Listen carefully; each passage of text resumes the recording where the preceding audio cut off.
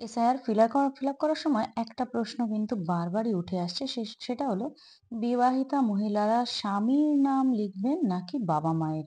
তো এই প্রশ্নটা অনেকেই অনেকভাবে বলছেন। আপনি ধরুন ২০০২ সালে যখন আপনার নাম উঠেছিল, তখন আপনি বিবাহিতা ছিলেন না, পরবর্তীতে আপনি বিবাহিতা হয়েছেন।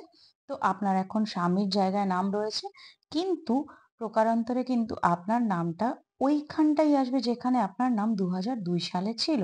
তার মানে আপনার বাবা-মায়ের জায়গায় কিন্তু অবশ্যই নামটা আসবে। সেখানে আপনার দাদা, ভাই-বোন যেই থাকুক না কেন বর্তমানে তার কাছেই চলে এসছে। তো এখন ডিটেইলসটা আপনি কিভাবে করবেন সেটা একটু আমি এইখানটায় ডেমো হিসেবে দেখিয়ে দিচ্ছি। আশা করি এরপরে আর কোন রকম আপনাকে চিন্তা ভাবনা করতে হবে না। প্রথমে দেখুন ওপরে বাঁদিকে আপনার নাম আর এপিক নাম্বার, ঠিকানা দেওয়া রয়েছে। ঠিকানা সেটাই রয়েছে যেটা আপনার বিবাহের আগে ছিল। তারপরে মিডলে রয়েছে এখনকার ক্রমিক নাম্বার, অংশ নাম্বার এবং নাম। মানে অংশ নাম্বার এবং নাম বলতে যেখানটায় আপনি ভোটটা দিচ্ছেন, আর পার্ট নাম্বারটা যেটাকে আমরা ইংরেজিতে পার্ট নাম্বার বলি সেটা রয়েছে। ক্রমিক সংখ্যা মানে সিরিয়াল নাম্বার। যেই সিরিয়াল নাম্বার এই ২০২৫ এর ভোটার লিস্টে আপনার রয়েছে। আচ্ছা, হয়ে গেল। এবার নিচে বিধানসভার নাম রয়েছে, রাজ্যের নাম রয়েছে। তারপর একটা কিউআর কোড রয়েছে, তারপর একটা এপিক কার্ডে আপনার যে ছবিটা রয়েছে সেই ছবিটা রয়েছে, আর তারপর কিন্তু সাম্প্রতিক ফটো যেটা আপনি দেবেন সেটা রয়েছে। ওপরে বিএলওর নাম রয়েছে আর তার পাশে নাম্বারও রয়েছে। ঠিক আছে, এই পর্যন্ত চলে গেল। এবার নিচে চলে আসুন, জন্ম তারিখ যেখানে আপনাকে দিতে হবে, তারিখ, মাস, বছর দিতে হবে। যেটা অবশ্যই ইংরেজিতে ফিল আপ করবেন, ঠিক আছে? তো ধরুন আপনার কাছে তারিখ, মাস, বছর জানা নেই। তো আপনি প্রথমে তো আধার দেখতে পারেন। আধারের আপনার যেটা আছে সেটা দিতে পারেন, প্যান কার্ডেরটা দিতে পারেন, অথবা আপনার মাধ্যমিকের জন্ম সার্টিফিকেটে যেটা জন্ম তারিখ, মাস আর বছর ঠিক মনে হচ্ছে আপনার, যেটা পরবর্তীতে আপনাকে কোনো অসুবিধার সম্মুখীন করাবে না, সেই জন্ম তারিখটা, সালটা আর মাসটা দেবেন। প্রথমে তারিখ দেবেন, তারপর মাস দেবেন, তারপর বছর দেবেন। তারিখটা কিরকম হবে? ধরুন ৩ আছে আপনার জন্ম তারিখ, তাহলে 03 হবে। মাস কিরকম হবে? ধরুন আপনার জন্ম মাস জানুয়ারি, তাহলে 01 হবে।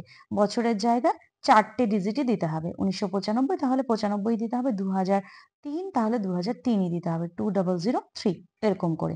আধার নাম্বারটা দিয়ে দেবেন। সেটা যেরকম আছে সেরকম ১৪ ডিজিটের নাম্বার দিয়ে দেবেন।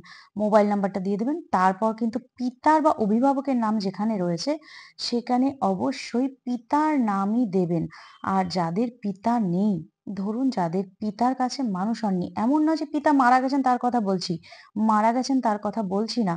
বলছি যাদের পিতা মারা গেছেন তাদের কথা না, যাদের পিতা নেই। ধরুন মা ছিলেন না, পিতা ছিলেন না, যিনি আ জন্মসূত্রেই তার বাবা-মাকে পাননি। তিনি এমন কারো কাছে মানুষ হয়েছেন যার পিতামাতার ডিটেইলস নেই। তিনিই শুধু অভিভাবকের জায়গায় লিখবেন। আর আদারওয়াইজ যদি পিতা থেকে থাকেন মারা গেছেন, মাতা থেকে থাকেন মারা গেছেন, তাহলে কিন্তু পাশে অবশ্যই এলটি মানে লেট অবশ্যই লিখবেন। বা বাংলায় যদি আপনি লিখে থাকেন তাহলে মৃত অবশ্যই লিখবেন। ঠিক আছে? পিতামাতার নামের জায়গায় কিন্তু এখানটায় কিছুই করবেন না। যদি কেউ গার্ডিয়ানের কাছে বড় হয়ে থাকেন, যার বাবা-মা নেই, তবেই শুধু অভিভাবকের নামের জায়গায় নাম দেবেন। তারপর মায়ের নামটাও ঠিক সে যেরকম করে আছে সেইভাবে করে লিখবেন।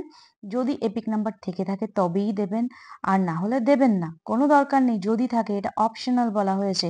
এটা বিএলওরা ফিল আপ করবেন। কিছুদিন পর যখন আপনার কাছ থেকে নেবেন, ওরা নয় অনলাইনে ফিল আপ করবেন, তখন কিন্তু এই ডিটেইলস গুলোকে উনিই ফিল আপ করে দিয়ে দেবেন, তার জন্যই দেওয়া। তো পরে দেখবেন স্বামী বা স্ত্রীর নাম রয়েছে। স্ত্রীর ক্ষেত্রে স্বামীর নাম, স্বামীর ক্ষেত্রে স্ত্রীর নাম। এটা যদি থাকে, মানে ইন কেস আপনি বিয়ে করেছেন তবেই স্বামীর নাম আসবে। যদি বিয়ে না করে থাকেন তাহলে তো আসবে না। তার জন্যই যদি থাকে দেওয়া আছে। তাহলে স্বামীর নামটা কিন্তু এখানটায় ম্যান্ডেটরি নয়। বাবা-মায়ের নামটাই ম্যান্ডেটরি। যারা বিবাহিতা মহিলা আছেন তারা স্বামীর নামটা দিয়ে দেবেন। যারা বিবাহিত পুরুষ আছে তারা স্ত্রীর নামটা দিয়ে দেবেন। স্ত্রীর এপিকটাও নিচে দিয়ে দেবেন। ঠিক আছে? আশা করি বুঝতে পারছেন আমি কি বলছি। যদি এরপরেও কিছু কনফিউশন থাকে তাহলে কমেন্ট বক্সে জানান। আমি সেই মুহূর্তেই আপনাকে জানানোর চেষ্টা করব।